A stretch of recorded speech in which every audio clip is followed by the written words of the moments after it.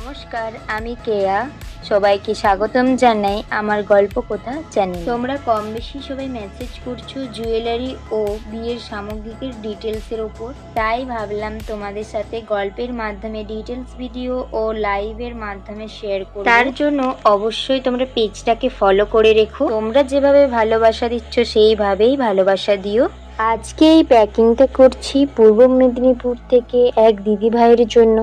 তিনি নিয়েছেন একটা ফেব্রিকের লং সেট এবং ক্লে জুয়েলারি, তার সাথে 2 সেট ইয়াররিং। দিদিভাইকে অসংখ্য অসংখ্য ধন্যবাদ বিশ্বাস করে এতগুলো জুয়েলারি নেওয়ার জন্য।